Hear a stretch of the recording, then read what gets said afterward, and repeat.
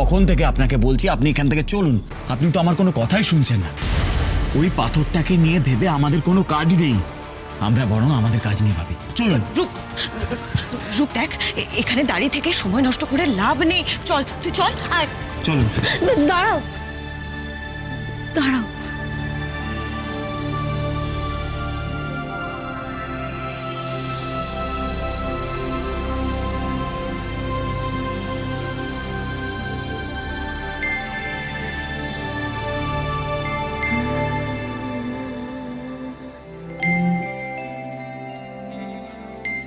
কি হয়েছে তোমার? তুমি এত কাঁদছো কেন? তোমার কি খুব কষ্ট? কেউ কি তোমায় বন্দি করে রেখেছে? ওরও দেখ না, দেখ না ও কত কাঁদছে। এভাবে কেউ কাঁদলে ফেলে রেখে যাওয়া যায় নাকি? না না, আমি ওকে ফেলে রেখে যাব না। ওর আসল উদ্দেশ্য কি আমরা কিন্তু কেউ জানি না।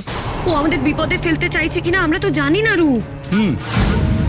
যাই হোক, ও এভাবে কাঁদছে, তার নিশ্চয়ই কোনো না কোনো কারণ তো আছে। কোনো পাথর এভাবে কাঁদে নাকি? আমার বাবাও তো পাথর হয়েছিল, বাবাও তার মানে নিশ্চয়ই অনেক কষ্ট পেয়েছে। কাউকে নিজের কষ্টের কথা বলতে পারতো না। আমি আমি এইভাবে ওকে ফেলে রেখে যেতে পারবো না রে। আমাকে জানতে হবে, আমাকে জানতে হবে ও কেন এভাবে কাঁদছে।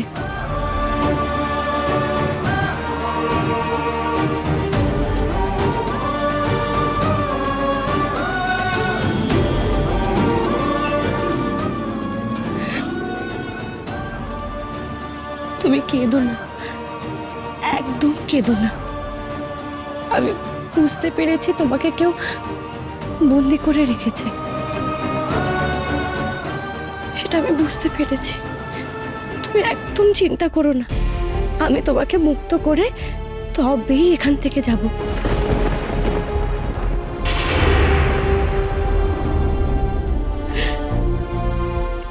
তার আগে তোমায় ছেড়ে আমি কোথাও যাব না।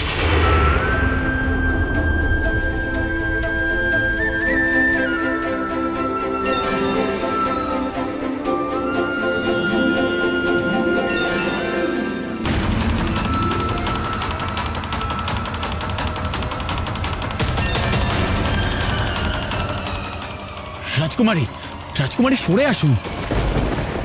পাথরটা কেমন কেমন কেঁপে উঠল না?